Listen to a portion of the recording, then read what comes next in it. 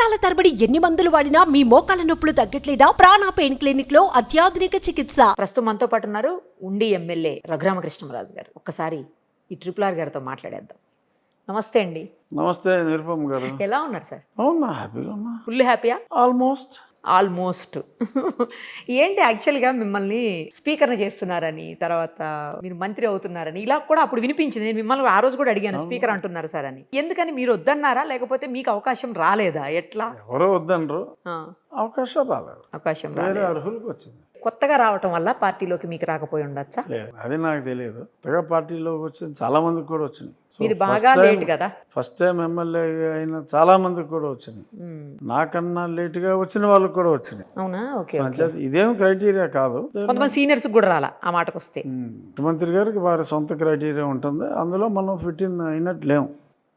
So no regret. ఏమన్నా feel అవుతున్నారా ఆ విషయం? లేదు, ఏం లేదా? ఫీల్ అవడానికి ఉంటుంది. అంటే మీ అభిమానులు ఏమన్నా ఫీల్ అవుతున్నారా? ఆ ఫీలింగ్ అయితే చాలా ఎక్కువగా ఉంది. సోషల్ మీడియా చూస్తే ఎవరికైనా అర్థం అవుతుంది. సో అది చాలా చాలా ఎక్కువగా ఉంది. వాళ్ళ ఫీలింగ్ చూసి నాకు అప్పుడప్పుడు కొంచెం ఫీలింగ్ అనిపిస్తుంది తప్ప, అంటే వాళ్ళ ఫీలింగ్ చూసి చాలా మంది ఫోన్లు చేస్తూ ఉంటారు, ఓకే, ఆ బాధపడుతూ ఉంటారు.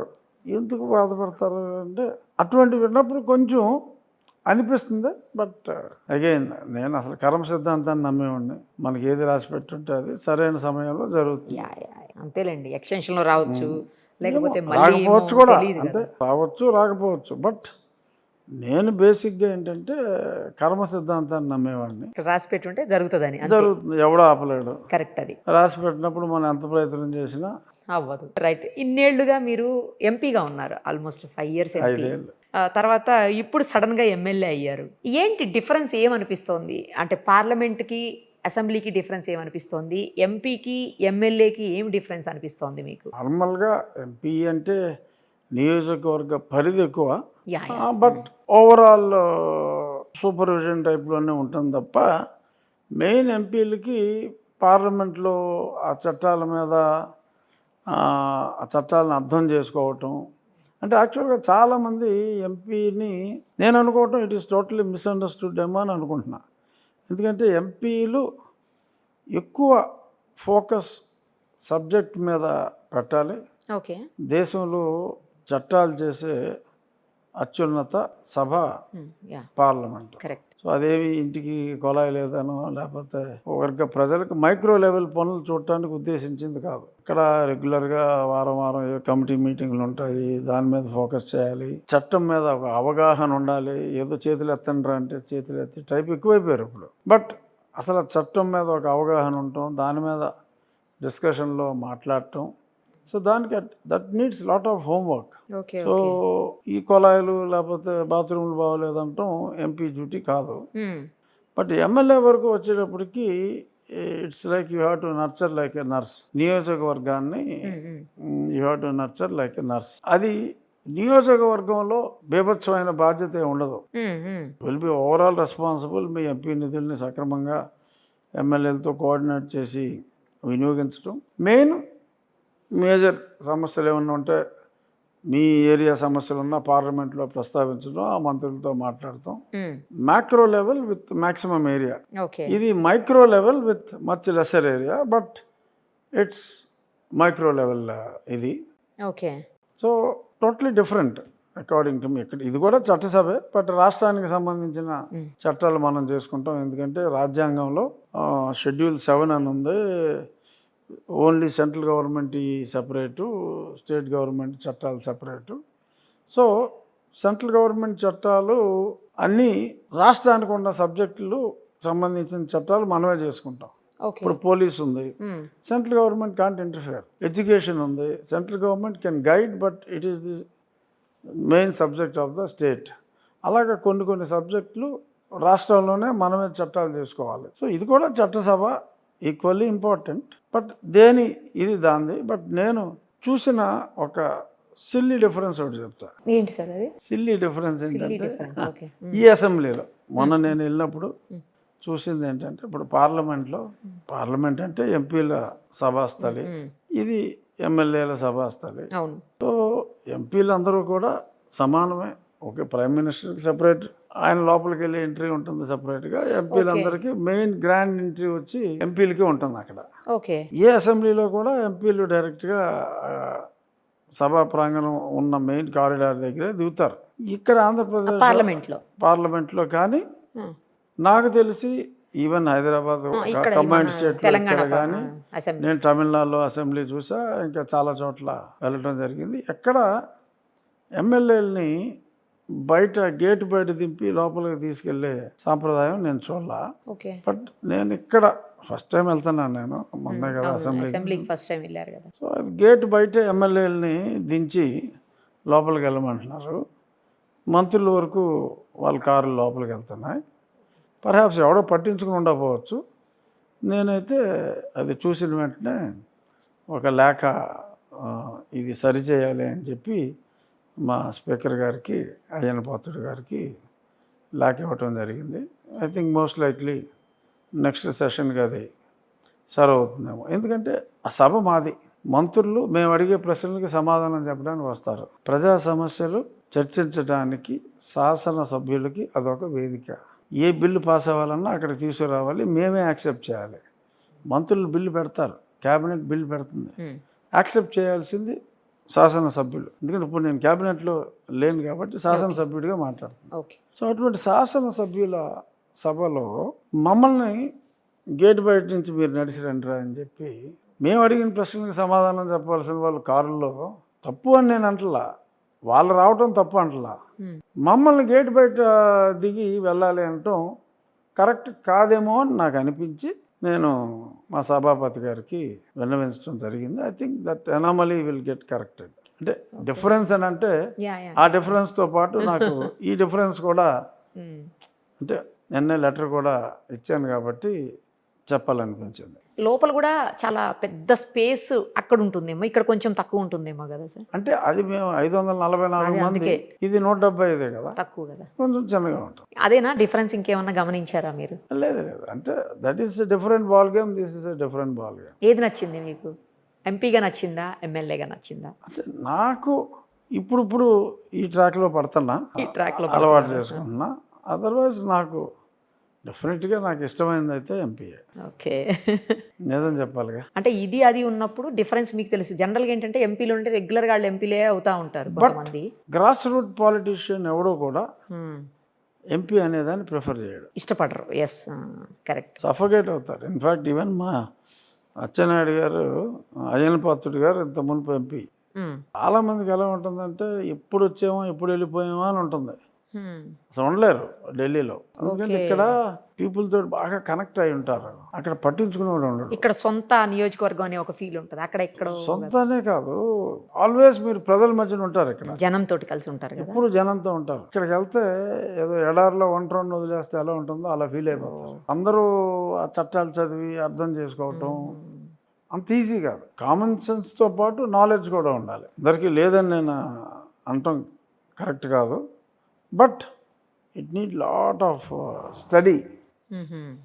వీళ్ళకి ఏంటంటే ఈ గ్రాస్ రూట్ పొలిటీషియన్స్కి ఎంతసేపు ప్రజల మధ్యన అలవాటు అయిపోయి చాలా సఫకేట్ అవుతారు. కొన్ని విషయాల్లో చాలా మంది ఈ టికెట్ రాకపోతేనే అది ప్రిఫర్ చేస్తారు. అయితే కొన్ని విషయాల్లో ఎంపీగా బాగుంది, కొన్ని విషయాల్లో ఎమ్మెల్యేగా బాగుంది. చాలా మంది దొరక కట్టి వెళ్తారు, నేను అది దొరక ఇటు రావచ్చు. సో మీరు చెప్పినట్టు నాకు అర్థమైంది ఏంటంటే కొన్ని విషయాల్లో ఎంపీగా బాగుంది, కొన్ని విషయాల్లో ఎమ్మెల్యేగా బాగుంది. అవును. నియోజకవర్గానికి వెళ్ళొచ్చినట్టున్నారు కదా, మళ్ళీ ఇవాళ వెళ్ళిపోతున్నా. ఇక్కడ ఉండటం వల్ల ఒక అడ్వాంటేజ్ మీ ప్రజలకి ఏంటంటే మీరు ఎంపీగా ఉండకుండా ఎమ్మెల్యేగా ఉంటే ఒక అడ్వాంటేజ్ ఏంటంటే ఎక్కువగా మీరు కాన్స్టిట్యున్సీలో ఎక్కువే, చాలా ఎక్కువ. ఎందుకంటే అది ఉన్నప్పుడు ఎవ్రీ వీక్ మాకు పార్లమెంట్ సమావేశాలు, అసెంబ్లీ సమావేశాల కన్నా అట్లీస్ట్ రెట్టింపు రోజులు ఉంటుంది.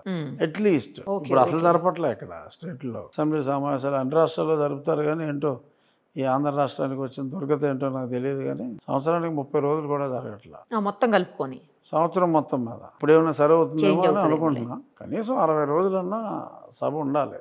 అదర్వైజ్ శాసన సభ్యులు ప్రజల సమస్యలు చర్చించడానికి ఉద్దేశించిన సభలో ప్రజల సమస్యలు చర్చించకుండా ఏదో 2 రోజులు పెట్టి తూతు మంత్రం చేసి చేయటం అనేది సరైనది కాదు. అంటే ఒరిజినల్గా శాసనసభ ఉద్దేశం నెరవేరినట్టు అవుతుంది. ఓకే. ఇప్పుడు అలా ఉంది పరిస్థితి. బట్ ఆ నెంబర్ ఆఫ్ డేస్ పెరుగుతాయని అనుకుంటున్నా.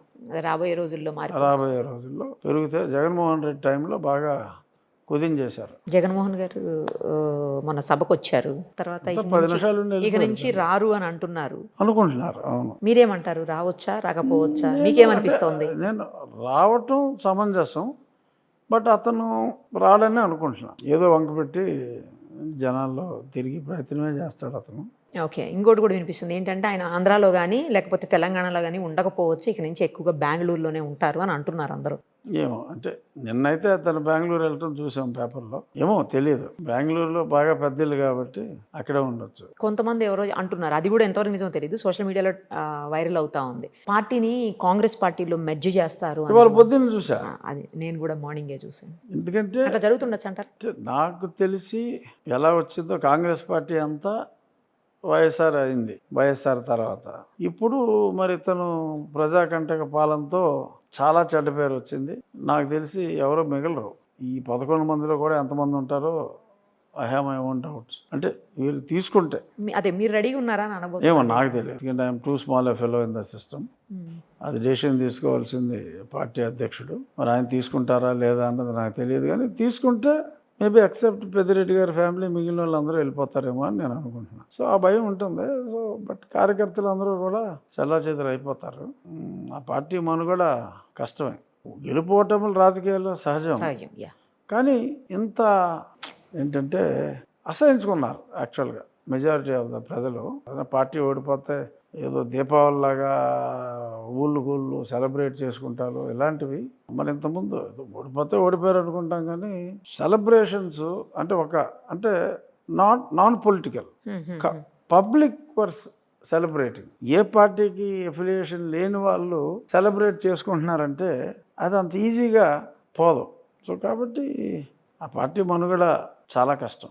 అందులోని ఇటువంటి ఆత్మన్యూన్యత భావంలో ఉంటే మరీ కష్టం. వాళ్ళు ఒక రకమైన డిప్రెషన్లోకి వెళ్ళిపోయారు. అసలు ఏం జరిగింది ఇప్పుడు అలా మాట్లాడకూడదు. నాయకుడు అన్నాడు, మేము ఎందుకు ఓడిపోయామో మాకు తెలియట్లేదు. ఇటువంటి మాటలో ఓటమిని అంగీకరించాలి, గెలుపు దిశగా మళ్ళీ పనిచేయాలి. నేను ఎందుకు ఓడిపోయానో నాకు తెలియట్లేదు అని మాట్లాడటం అనేది నాయకుడికి లక్షణాలు లేవని తను ప్రూవ్ చేసుకుంటున్నాడు. ఏదో ఫ్లూగ్గా వచ్చాడు తండ్రిని అడ్డం పెట్టుకుని, కానీ the way he is behaving true నాయకుడి లక్షణం కోల్పోయిందేమో అనిపిస్తుంది నాకు. ఈ షుడ్ బి బ్రేవ్. ఏమైంది, ఓడిపోతే ఓడిపోయాడు, ప్రజలు ఓటేయలేదు, ఓడిపోయాడు. ఏమో ఈవీఎంలు చేశారా, నేను ఎందుకు ఓడిపోయానో నాకు అర్థం కావట్లేదు.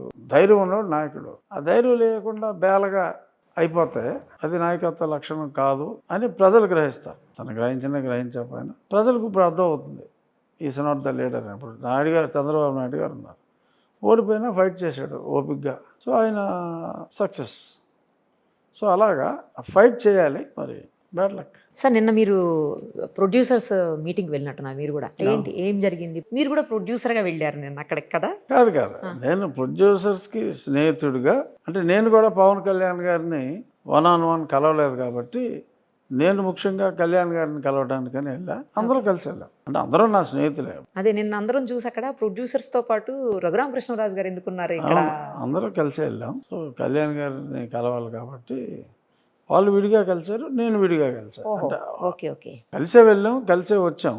అవును. ప్రొడ్యూసర్స్ ఎక్స్క్లూజివ్ మీటింగ్ అప్పుడు నేను లేను. నేను ఒక్కడనే సెపరేట్గా కలిసాను. అంతేనా? లేకపోతే రాబోయే రోజుల్లో ఏమైనా ప్రొడ్యూసర్గా మారబోతున్నారా అని? లేదు, పార్ట్ ఆఫ్ సినిమాలే. నేను ప్రొడ్యూసర్గా ఉన్నా లేకపోయినా, సినిమాలు తీసినా తీయకపోయినా, సినిమా ఇండస్ట్రీ నాకు మనసుకు దగ్గరగా ఉన్న ఇండస్ట్రీ. ఏదైతే అరెస్ట్ దగ్గర నుంచి తర్వాత వరకు ఉందో అది మూవీ కూడా చేస్తారు అని ఆ మధ్యన వినిపించింది. సడన్గా ఎందుకో మరి మీరు క్యాన్సిల్ చేసుకున్నారని చాలా మంది నాతో మాట్లాడారు. కానీ అంటే అది బ్యాడ్ చాప్టర్. ఆ బ్యాడ్ చాప్టర్ని మళ్ళీ సినిమా కింద తీయటం అనేది అనవసరం అనిపించింది నాకు. అందుకు మానేశారా? నాకు తీసే ఇంట్రెస్ట్ లేదు. చాలా మంది అదే వేరే వాళ్ళు, అంటే మీరు ఒప్పుకుంటేనే కదా అవతల మాట్లాడినప్పుడు అది వద్దు, అదొక పీడకల, మళ్ళీ దాన్ని మరీ గుర్తు చేసుకోవటం అనేది అనవసరం. ఎందుకంటే సింపతి కోరుకునేవాడు దాని గురించి మాట్లాడాలి. నాకు సింపతి అంటే అసలు ఇష్టం ఉండదు. ఆమె ఫైటర్ బేసిక్గా. ఏ క్రైసిస్లో కూడా ఈ క్రైసిస్లో ఆపర్చునిటీ ఏంటి అన్నదే చూస్తాను తప్ప ఏడుస్తూ కూర్చోండి నేను ఎప్పుడు. జాలి అంటే ఇష్టం ఉండదు, ప్రేమ అంటే ఇష్టం ఉంటుంది కానీ ఓకే, జాలి ఇష్టం ఉండదు. అందుకని అలాంటి మూవీ చేయదలుచుకోలేదు, చేయకూడదు అని అనవసరం. decide అయ్యారు. సంఘటన గురించి తెలుసుకునే ఎన్నో లక్షల మంది బాధపడ్డారు. ఆ ఇన్సిడెంట్ గురించి తెలుసు. ఇన్సిడెంట్ తెలుసుకుని మళ్ళీ సినిమాగా చూపెట్టి ఇంకా బాధ పెట్టడం అనేది అది కరెక్ట్ కాదు నా దృష్టిలో. ఎందుకంటే నాకు సింపతి అవసరం లేదు కాబట్టి. రైట్. రఘురామ కృష్ణంరాజు గారు ఎప్పుడు ఇలాగే సెటైరికల్గా మాట్లాడుతూ ఎదుటి వాళ్ళని ఇబ్బంది పెడుతూ ఇబ్బంది పెట్టకుండా అలా ఒక డిఫరెంట్ వేలో పోతూ ఉంటారా ఎప్పుడు కూడాను? ఏం మరి అది అలా వచ్చేసి ఉండొచ్చు. నేను ఇబ్బంది పెట్టాలి అని డెఫినెట్గా అనుకోను. మరి కొన్ని మాటలు ఇబ్బంది పెడితే పెట్టచ్చు, but it's not intentional. Okay, maybe accidental, యాదృచ్ఛికం అంటే. యాదృచ్ఛికం. అది కూడా అలాగే చెప్పారు కదా సార్. ఇప్పుడు నేను అడిగిన దానికి ఆన్సర్ కూడా అలాగే చెప్పారు మీరు. ఏమో మరి అయితే. ఇప్పుడు కాన్స్టిట్యున్సీలో 5 ఏళ్ల నుంచి ఉన్న ఏ ఇష్యూస్ మీ దృష్టికి వచ్చి ఉన్నాయి, ఏ ఇష్యూస్ని మీరు ఇప్పుడు అడ్రస్ చేయబోతున్నారు ఇమీడియట్గా? నా అసెంబ్లీలో గత 5 సంవత్సరాలుగా మాది బేసిక్గా అగ్రికల్చర్ బేస్డ్. అయితే కాన్స్టిట్యున్సీ మొత్తం ఓన్లీ అయితే ఆక్వా, లేదంటే వ్యవసాయం పరిశ్రమలు. ఆక్వా పరిశ్రమలే ఉన్నాయి, ఒక 9-10 రైస్ మిల్స్ ఉన్నాయి. అంటే అగ్రికల్చర్ ఆక్వాకల్చర్ రిలేటెడ్ ఇండస్ట్రీ తప్ప వేరే ఇంకేమీ లేదు. సో అగ్రికల్చర్ అంటే కావాల్సింది నీరు రావాల్సింది పంట కాలాల ద్వారా, నీరు పోవాల్సింది డ్రైన్ల ద్వారా. గత 5 సంవత్సరాలుగా పంట కాలం మీద కానీ డ్రైన్ మీద కానీ ₹1 కూడా ఖర్చు పెట్టాల. అంటే ₹1 అంటే నిజంగా ₹1. ఎమ్మెల్యేలకు నిధులే ఉండవు. ఫిజికల్గా ₹1 కూడా ఖర్చు పెట్టాల. Not even a single penny irrigation and డ్రైనేజీల మీద ఖర్చు పెట్టాల. వ్యవసాయమే ఇంపార్టెంట్. అవును, అయినా సరే ఖర్చు పెట్టలేదు. సో మొత్తం అంతా ఆల్మోస్ట్ చాలా చోట్ల పూడు పని. గుర్రపు డెక్క కావచ్చు, సముద్ర వీడు, వాటర్ మూవ్మెంట్ బాగా పడిపోయింది. సో దాంతో రైతులు బాగా ఇబ్బంది పడుతున్నారు. ప్రభుత్వం దగ్గర ఇప్పుడు ₹1 కూడా లేదు. ఇంత జగన్మోహన్ రెడ్డి గారు గొల్ల చేసి వెళ్ళిపోయాడు. సో దానికి ఏంటి సొల్యూషన్ అంటే, మాకు కలెక్టర్ గారు నేను ట్రాన్స్ఫర్ అయ్యాడు, ఆయన డైనమిక్ ఆఫీసర్, నేను ఆయన కూర్చుని మాట్లాడుకుని మరి ఏం చేయాలి, మేము మాట ఇచ్చాం, పనులు ఆగడానికి వీల్లేదు, అలాగని మీ ప్రభుత్వానికి డబ్బులు ఇస్తే ఏ అకౌంట్లోకి తీసుకెళ్తారో తెలియదు, ఒక fund I will take the initiative, ముందు నేను కొంత డబ్బు ఇచ్చి నా స్నేహితుల దగ్గర డబ్బు తీసుకొచ్చి మీరు పర్సనల్గా కొంత తీసుకొస్తాను, రైతులను కూడా ఎకరానికి ₹1000 ఇమ్మని నేను వాళ్ళని కలిసి మోటివేట్ చేస్తాను, మన పనులు మనం చేసుకుందాం, కాంట్రాక్టర్కి ఇవ్వకుండా ఎక్విప్మెంట్ని మనం అవర్లీ బేసిస్లో తీసుకొచ్చి మా పని మేము చేసుకుంటాం. బట్ ఇదంతా ప్రభుత్వ ఆదమాషిలోనే జరగాలి. ప్రైవేట్ వాళ్ళు డబ్బు సమకూరుస్తారు, ఒక అకౌంట్లో డబ్బులు వేద్దాం, మీరు వర్క్ ఆర్డర్స్ ఇవ్వండి, మ్యాన్ అవర్ బేసిస్లో పని చేయడానికి. ఎందుకంటే మనంతటా మన కాలంలో దిగి పని చేయడానికి లేదు. ప్రభుత్వం ఆ ఇంజనీర్లు సూపర్విజన్లో జరగాలి. So you give only supervision and మేము సర్టిఫై చేసిన దానికి మా డబ్బులు వాళ్ళకి ఇవ్వండి. ప్రైవేట్ ఫండ్ అయినప్పుడు కూడా ప్రభుత్వం ఇంటర్ఫీరెన్స్ లేదంటే మనం వర్క్ చేయలేము, ఎందుకంటే అడ్మినిస్ట్రేటివ్ శాంక్షన్స్ కావాలి ప్రతిదానికి. And I wanted to make government also as a part. So ప్రభుత్వం కూడా మీరు ఇవ్వగలిగితే కొంత అమౌంట్ జనరల్ రిపేర్లు, ఎమర్జెన్సీ రిపేర్స్కి సంబంధించి ఏదైనా ఉంటే మీరు కూడా ఈ కంట్రిబ్యూట్ లిటిల్, పర్హాప్స్ 90% నా స్నేహితులు కానీ ప్రజలు కానీ ఇస్తే 5%, 10% ఇవ్వగలిగితే ఇవ్వండి. But you only monitor the fund. మా రైతులు సర్టిఫై చేస్తారు, ఇన్ని గంటలు పనిచేసింది, ఇంత ఏరియా, ఇన్ని స్క్వేర్ మీటర్స్ ఏరియా మేము క్లీన్ చేసుకున్నాం, ఇన్ని గంటలు పట్టింది అని వాళ్ళు సంతకం పెడతారు. ఆ ఏరియా కరెక్టా కాదా, ఆ టైంకి ఆ క్లియరెన్స్ చేసిన ఏరియాకి మ్యాచ్ అయిందా లేదా అని అధికారులు వాళ్ళు ఇంజనీరింగ్ క్యాల్కులేషన్ చేసి వాళ్ళు సంతకం పెడితే collector will release the money. So ఆ బేసిస్లో మేము యుద్ధ ప్రాతిపదికన పనులు మొదలుపెట్టాం. Already works are going at various key points దగ్గర. ఆ కంజెషన్, వాటర్ మూవ్మెంట్ కంజెషన్ లేకుండా డోజర్లతో, పొక్లైనర్లతో పంటలేసి కొన్ని చోట్ల వైడ్గా ఉన్న దగ్గర ఈ పొక్లైనర్ హెడ్ దొరకదు, వైడ్ ఏరియాల్లో పెద్ద డ్రైన్లో అయితే పంటలు అని ఉంటాయి. సో ఆ పంటలు వేసి దాన్ని వాడుకుని కొంచెం ఎక్స్పెన్సివ్ దీనికన్నా. సో ఆ పనులన్నీ కూడా ఏదైతే నేను మాట ఇచ్చానో సో దాని మీద ఫుల్గా ఫోకస్ చేసి ఆ పనులన్నీ కూడా రాబోయే 40 రోజుల్లో అట్లీస్ట్ ఒక 3 సంవత్సరాల పాటు మళ్ళీ డ్రైనేజు, కెనాల్, వాటర్ ఫ్లో సమస్య లేకుండా చేసేస్తున్నాం. ఇప్పుడు అక్కడ పంటకి వాటర్ ప్రాబ్లం ఉందా అండి? లేదు కదా వాటర్ అట్లే. ఏమవుతుందంటే లోతట్టు ప్రాంతాలకు నీరు అందట్లా, కంజెషన్ అంటే ఈ వీడంతా వచ్చి వాటర్ ఫ్లోకి అబ్స్ట్రక్షన్ అడ్డుకుంటుందేమో. వచ్చేస్తాం. Okay okay. సో వాటర్ వదిలినప్పుడు కింద ప్రాంతాలకు దిగువ ప్రాంతాలకు నీరు అందట్లేదు, వాళ్ళు ఇబ్బంది పడుతున్నారు. మీరు ప్రధానంగా ఇచ్చిన హామీల్లో ఇది మొదటిదా ఇది అక్కడ ఉండిలో? మొదటిది. ఓకే. ఇంకొకటి మంచినీరు. సో దానికి మేజర్ స్కీమ్ అయితే టైం పడుతుంది, ఇంకో 3 ఏళ్ళన్నా పడుతుంది. మొత్తం జిల్లాకు ఉపయోగపడేది విద్యాశ్రం అని అక్కడి నుంచి పైప్ లైన్ స్కీమ్ ఒకటి ఇంతకుముందు అప్రూవ్ అయింది, కానీ లాస్ట్ గవర్నమెంట్ పట్టించుకోవాలి. ఇప్పుడు మళ్ళీ టైం పడుతుంది.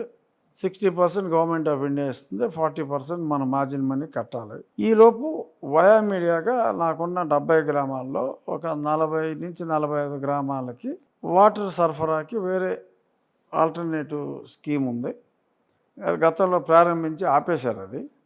సో దాన్ని రాంగ్ డిజైన్లో ఆపారు. దాన్ని మళ్ళీ ఎలాగా ట్రాక్లో పెట్టి ఈ 40 గ్రామాలకి ఒక 7-8 నెలల్లో ఎలా కంప్లీట్ చేయగలం అన్న దాని మీద వర్కౌట్ చేస్తున్నాం. మరి దానికి కూడా కొంత గవర్నమెంట్ ఫండ్, కొంత ఆ గ్రామస్తుల దగ్గర నుంచి, మళ్ళీ నేను కూడా ఏదో ఒకసారి యూఎస్ వెళ్ళి అవసరం అయితే అక్కడ కూడా ఏదన్నా ఫండ్ కొంత రేస్ చేయగలిగి చేయాలనేది నెక్స్ట్ స్టెప్. ఇది 40 రోజుల్లో ఇది అయిపోయిన తర్వాత అన్నీ ఒకేసారి నెత్తిమే పెట్టేసుకోకుండా ఆ వాటర్ కూడా ఒక 7-8 నెలల్లో చేసేలాగా ఇలా కొన్ని డయాలసిస్ ఎక్విప్మెంట్ లేదు నా ఎంటైర్ నియోజకవర్గ పరిధిలో, అది కూడా మాట్లాడాం. అది ఒక 3-4 నెలల్లో దానికి కూడా అక్కడ అవసరమైన వాళ్ళు ఎక్కడికి పోతుంటారండి? విజయవాడ వెళ్తున్నారు,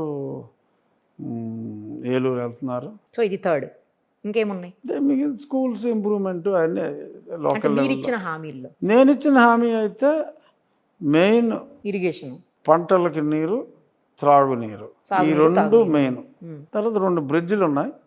ఆ బ్రిడ్జిలు ఎప్పటి నుంచో 20 సంవత్సరాల నుంచి ఆగిపోయి ఉన్నాయి, అవట్లా ఆ బ్రిడ్జిలు కూడా కంప్లీట్ చేస్తానన్నా. అంటే స్టార్ట్ చేసి ఆపినారా? ఫైనాన్షియల్ శాంక్షన్స్ నేనే చేయించా ఎంపీ కింద ఉన్నప్పుడు. బట్ అది కాంట్రాక్టర్లు ఎవరో ముందు రాలే, డబ్బులు ఎవరని. అది కూడా మీరే చేస్తారా ఏంటి? ఇప్పుడు చేయాల్సి రావచ్చు, ఎవరో కాంట్రాక్టర్ని ప్రోత్సహించి ఏదో ఉంది ఇనిషియల్ అడ్వాన్స్, మేమే ఎవరితోటన్నా నీకు వడ్డీ లేకుండా ఇప్పిస్తాం, నీకు బిల్లు వచ్చినప్పుడు ఇవన్నీ ఏదో చేయాలి. అలాంటిది ఏదో చేయకపోతే ఇతను 2 బ్రిడ్జిల వల్ల ఏమి యూజ్ ఉంటుంది అక్కడ? అంటే ఎలాంటి యాక్సెస్ ఉండే అవకాశాలు? అంటే అక్కడ ట్రాఫిక్ జామ్ అయిపోయి ఒక్కోసారి 30 మినిట్స్ 40 మినిట్స్ ఆగిపోతుంది. వేరే ఏరియాస్ నుంచి వచ్చే యాక్సెస్ ఏమన్నా? అది ఆల్మోస్ట్ అది ఒక మెయిన్ రోడ్, స్టేట్ హైవే లెక్క, స్టేట్ హైవేగానే మార్చారు దాన్ని. బట్ అక్కడ నారో బ్రిడ్జ్, ఒక్కొక్కసారి కంజెషన్ వచ్చిందంటే అవతల కళ్యాణ మండపాలు చాలా ఉన్నాయి, పెళ్ళిళ్ళ టైంలో ఆగిందంటే ఒక్కోసారి గంట కూడా చూక్ అయిపోతుంది. ఓకే, అది మేజర్ బాటిల్. మీరు ఎంపీగా చాలా 5 ఏళ్ళు ఉన్నారు, తర్వాత మీకు అమెరికాలో కూడా చాలా పరిచయాలు ఉన్నాయి. ఏమన్నా పెట్టుబడులు కానీ, లేకపోతే కొత్తగా ఏమైనా ఇండస్ట్రీస్ కానీ, లేదు అంటే కొత్త మా ఏరియా వేరే ఇండస్ట్రీస్కి అసలు సూట్ కాదు. అంగుళం స్థలం కూడా ఖాళీగా ఉండదు. ఎస్పెషల్లీ నా ఏరియా వచ్చి ప్యూర్ అగ్రికల్చర్ ఏరియా, అసలు మెట్ట ప్రాంతం అనేది ఉండదు. ఇక్కడ అదర్ ఇండస్ట్రీస్ పెడతాను. అగ్రికల్చర్ బేస్డ్ ఏమైనా? అగ్రికల్చర్ బేస్డ్ అంటే అయితే రైస్ మిల్లు ఫుల్గా ఉన్నాయి, షిరింప్ ప్రాసెసింగ్ ప్లాంట్లు. ఇంకొక ఇండస్ట్రీకి అసలు నాకు అక్కడ అవకాశం లేవు. అండ్ ఎకరం పొలం అంటే కూడా 60-70 లక్షలు. సో పరిశ్రమలు పెట్టడానికి ల్యాండ్ కొంచెం తక్కువ వాల్యూకి రావాలి. ఇక్కడ ఉన్నదే ఈ 2 కాబట్టి ఇక్కడ దొరికే మెటీరియల్తో పరిశ్రమ పెట్టాలి అంటే ఇక్కడ దొరికేది అయితే వరి, లేదంటే చేపరయ్య, ఈ ఆక్వా, ఈ రిలేటెడ్. అంటే నా నియోజకవర్గం అలా వచ్చింది. భీమవరం పెరిఫెరీ అంతా మా ఉండి నియోజకవర్గం, అన్ని రిచ్ విలేజెస్. మా దగ్గర పీపుల్ ఆర్ రిచ్, అందుకనే I'm able to mobilise the resources. So they need good leadership, good coordination with the government. So వెంటనే ఏం కావాలన్నా, ఇప్పుడు కలెక్టర్తో మాట్లాడాలన్నా ఆర్ ఈవెన్ సీఎం ఆఫీస్తో మాట్లాడాలన్నా, because of my access to the highest authorities, వేరే వాళ్ళకి 4 రోజులు పడుతుంది అనుకుంటే నేను 1 రోజులో చేయగలను. అది నాకు అడ్వాంటేజ్. అమరావతి ఇప్పుడు అందరూ కూడా వచ్చినప్పటి నుంచి అమరావతి ఊపిరి పీల్చుకో అని చెప్పేసి చూసాము. తర్వాత ఇప్పుడు అమరావతినే మేజర్గా డెవలప్ చెబుతున్నాను. మొత్తం పిచ్చి మొక్కలు అవన్నీ పీకేసి, అంతకుముందు ఉన్న సగం కన్స్ట్రక్షన్స్ అయ్యి ఆగిపోయి ఉన్నాయి, మొత్తం కూడా సెట్ చేస్తూ ఉన్నారు. ఇప్పుడు రాజధాని అంటే అమరావతి అని చెప్పుకునేటువంటి పరిస్థితి. ఒకటే 3 రాజధానులు ముచ్చట్లు క్లోజు, ఒకటే రాజధాని అమరావతి. సో దాని మీద ఫుల్ ఫోకస్ ముఖ్యమంత్రి గారు పెట్టారు. యుద్ధ ప్రాతిపదికన అయితే పనులు మొదలు పెట్టేస్తున్నారు. ఓకే, సో డెఫినెట్గా 2 ఇయర్స్లో టోటల్ షేప్ అయితే వస్తుంది. బట్ వీళ్ళు చెప్పినట్టు 1,00,000 కోట్ల ఇన్వెస్ట్మెంట్లు ఇవన్నీ అంటే ఈ 2 ఏళ్ళలో జరగకపోవచ్చు, టైం పడుతుంది. మాటలు కాదు కదా 1,00,000 కోట్ల ఇన్వెస్ట్మెంట్ రావాలి అంటే. But it will take. But basic infrastructure గతంలో ప్రారంభించినవన్నీ కంప్లీషన్లో, మెయిన్ లింక్ రోడ్ల ఇన్ఫ్రాస్ట్రక్చర్ అంతా కూడా 2 సంవత్సరాల్లో 100% road map is very clear. గర్వంగా ఇది మా రాజధాని అని చెప్పుకుని ఇలా అయితే ఉంటుంది 2 ఏళ్ళలో. 5 ఏళ్ళలో రూపురేఖలు పూర్తిగా మారిపోతాయి. ఇంకా ఆంధ్రాలో రియల్ ఎస్టేట్ కూడా బాగా పెరుగుతుంది అని అంటున్నారు అందరూ. ఎందుకు గవర్నమెంట్ మారిన వెంటనే 15,000 గజం ఉన్నది 30,000 అయిపోయింది అక్కడ అమరావతిలో. అమరావతిగా టోటల్గా అసలు ఏపీ టోటల్గా కూడా డెఫినెట్గా ఒక పాజిటివ్ వైబ్రేషన్స్ అయితే ఉన్నాయి. ముందు ఈసారి ప్రభుత్వం మారకపోతే రాష్ట్రం వదిలి వెళ్ళిపోవటానికి డిసైడ్ అయిన వాళ్ళు అక్కడ ఉండిపోతారు. First step. ఆల్రెడీ వచ్చేసిన వాళ్ళు వాచ్ చేస్తున్నారు, మళ్ళీ మనం వెనక్కి వెళ్తే బాగుంటుందా అని చెప్పి కూడా అనుకుంటున్నారు. అది నెక్స్ట్ స్టెప్. మొదటిది ఆల్రెడీ నిర్ణయం చేసుకున్నారు, మనం వెళ్ళక్కర్లేదురా హ్యాపీగా. రెండోది వెనక్కి వెళ్ళటం మైట్ టేక్ 5-6 నెలలు టైం పట్టవచ్చు. రుషికొండ అక్కడ ఉన్నటువంటి ఆ కన్స్ట్రక్షన్ చూసాము. చాలా చోట్ల వైసీపీ ఆఫీసుల కోసం గవర్నమెంట్ ల్యాండ్ని 1 ఏకరు 2 ఏకర్స్ 3 ఏకర్స్ దారుణం వాళ్ళు చేసింది. పైగా యారగెన్స్ ఏ లెవెల్లో ఉందంటే ఏదో ఒక్క దగ్గర తీసుకున్నారంట పర్మిషన్. 26 జిల్లాల్లో ఒక్క జిల్లాలో తప్ప మిగిలిన 25 జిల్లాల్లో పర్మిషనే లేదు.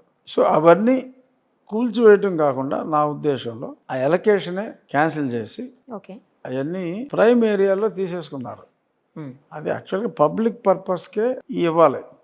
పొలిటికల్ పార్టీకి ఆఫీస్కి ఇవ్వచ్చని ఉన్నా కానీ ఊరికో ఆఫీస్ కట్టుకోవడానికి మొత్తం రాష్ట్రంలో ఉన్న స్థలాలన్నీ దోచేయమని కాదు. 2012లోనే ఏ పర్పస్లకి ఇవ్వాలో రూల్స్ ఉన్నాయి, జీవో ఉంది.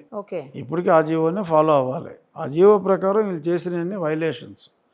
సో ఆ వైలేషన్స్ ఉన్నాయి కాబట్టి అవన్నీ క్యాన్సిల్ చేసి ఆ ఎలకేషన్ని, ఇల్లీగల్ ఎలకేషన్స్ అన్ని క్యాన్సిల్ చేసి చాలా చోట్ల అసలు కలెక్టర్ ఆఫీసులకు కానీ వీటికి సరైన వసతులు కట్ల వాళ్ళ ఆఫీసులు కట్టుకున్నారు తప్ప స్థలాలు అలాట్ చేసి, ఇంకా చాలా చోట్ల కలెక్టర్ ఆఫీసులకే స్థలాలు, ఎస్పీ ఆఫీస్కి స్థలాలు కూడా అలాట్ చేయకుండా ప్రైమ్ ఏరియాలో వీళ్ళు పార్టీలకి పెట్టుకున్నారు, ప్యాలెస్లా కడుతున్నారు. ఇప్పుడు అవన్నీ కూల్చకుండా నా ఉద్దేశం చెప్తున్నా. నా ఉద్దేశం ఎవడో ఫాలో అవ్వాలని లేదు, అవుతారని నేను అనుకోను. కానీ నా అవ్వకూడదని కూడా లేదు కదా, అవ్వకూడదని లేదు.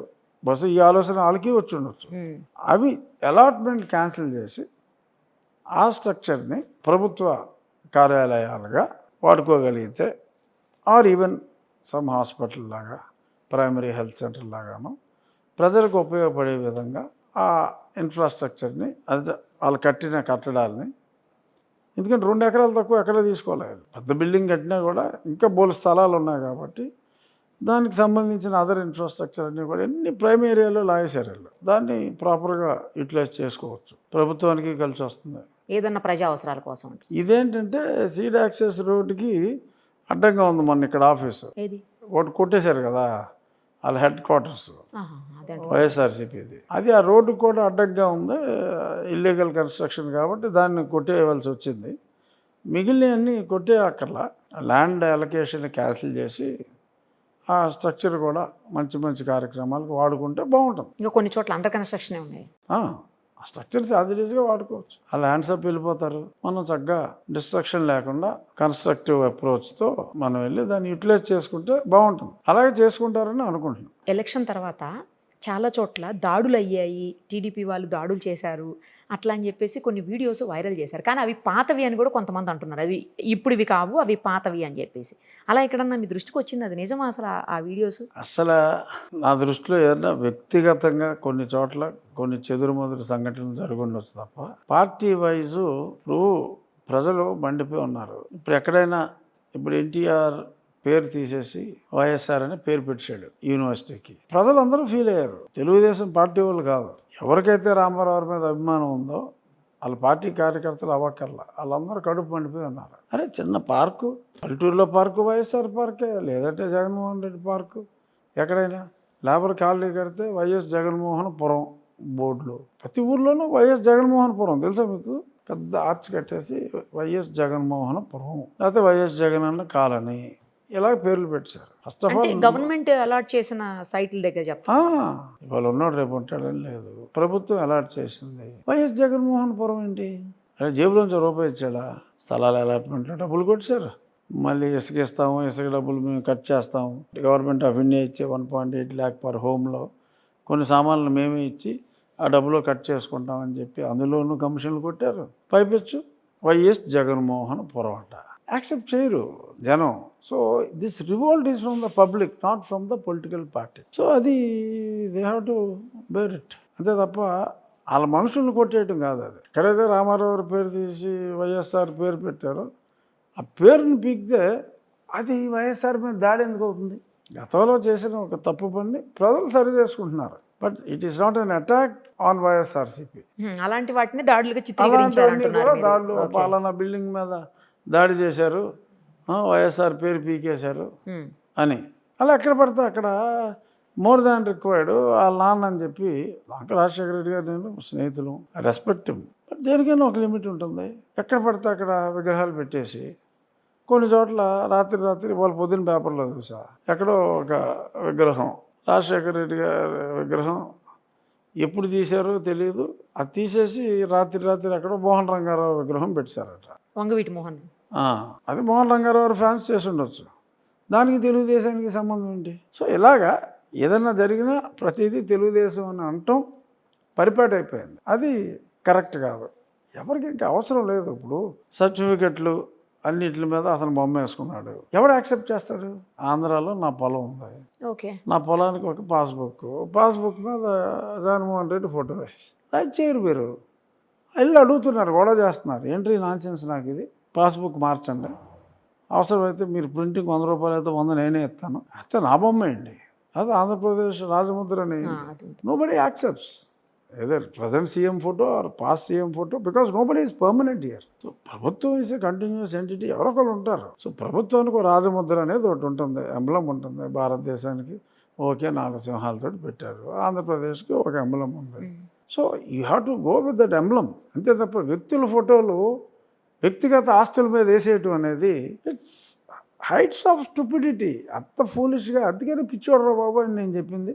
సరే పిచ్చోడని చెప్పినందుకే తన్నులు తినాల్సి వచ్చింది, అది వేరే విషయం. మే 7వ తారీఖు చెప్పాను, మే 14వ తారీఖు నన్ను పట్టుకుపోయి వాళ్ళు చంపాలని చూశారు, ఏదో బతికామనుకోండి. ఇప్పుడు బ్రిటిష్ ప్రభుత్వం ఉన్నప్పుడు ల్యాండ్ డాక్యుమెంట్స్ మీద క్వీన్ ఆఫ్ ఇంగ్లాండ్ ఫోటోలు వేయలా, ఈవెన్ లార్డ్ మౌంట్ బాటన్ ఫోటోలు కూడా దేని మీద వేయలా.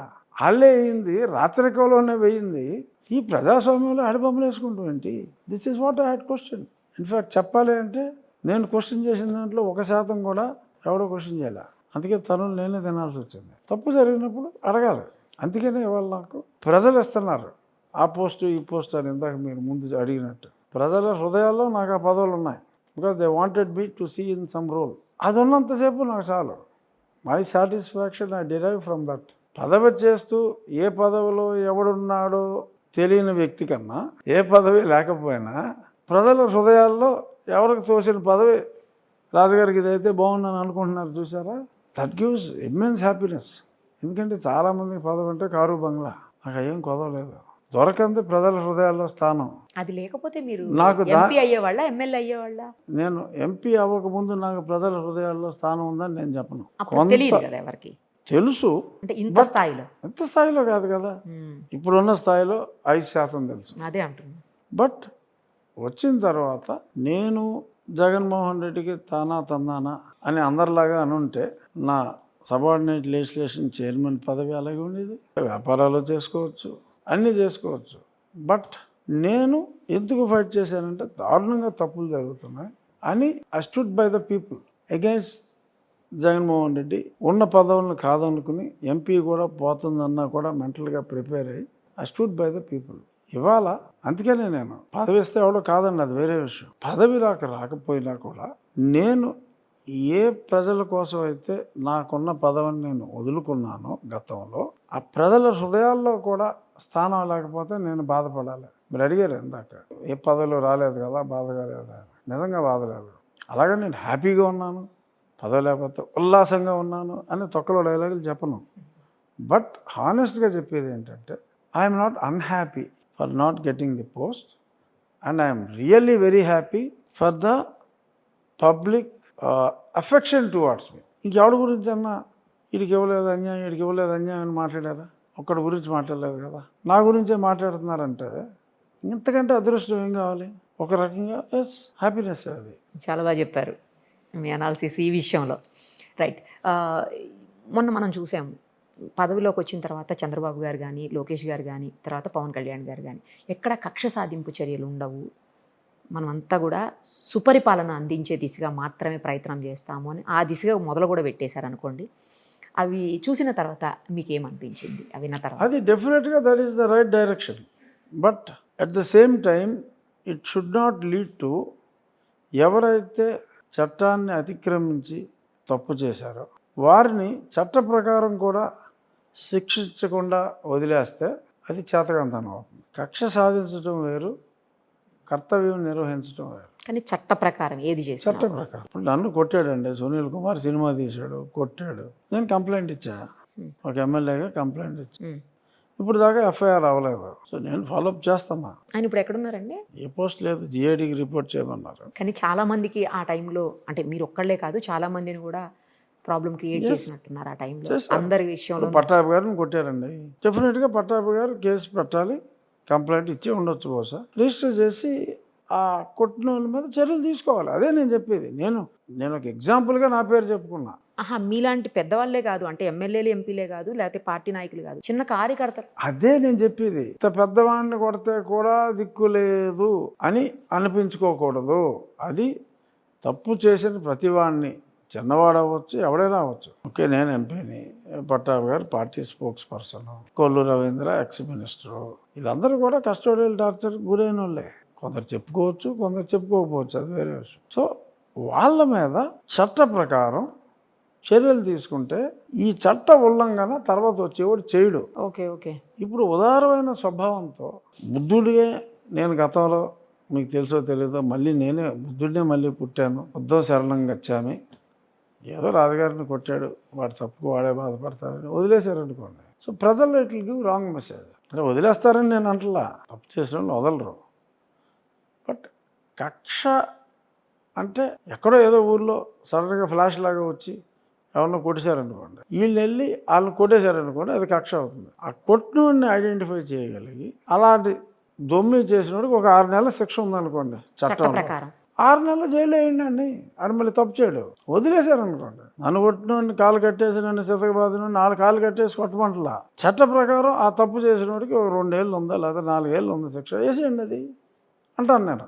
ఎవిడెన్స్ తీసుకుని ప్రూవ్ చేసి ఆ శిక్ష వేయకపోతే ప్రభుత్వం తప్పు. అది కోర్టు చేసే పని కదండి యాక్చువల్లీ. అదే కోర్టు చేసే పనికి, కోర్టుకి ఇన్వెస్టిగేట్ చేసి రిపోర్ట్ ఇవ్వాల్సిన పని ఎవరిది? కోర్టుకి ఇన్వెస్టిగేట్ చేయదు కదా, అది పోలీసువాడు. ఆ పోలీసువాడితో ఈ పని చేయించకుండా మొత్తం శరణంగా వచ్చాము, కొట్టినోడు కొట్టేసాడులే, ఇప్పుడు వీడు బాగానే ఉన్నాడు కదా అనుకుంటాం కరెక్ట్ కాదు. అనుకుంటారని నేను అంటలా.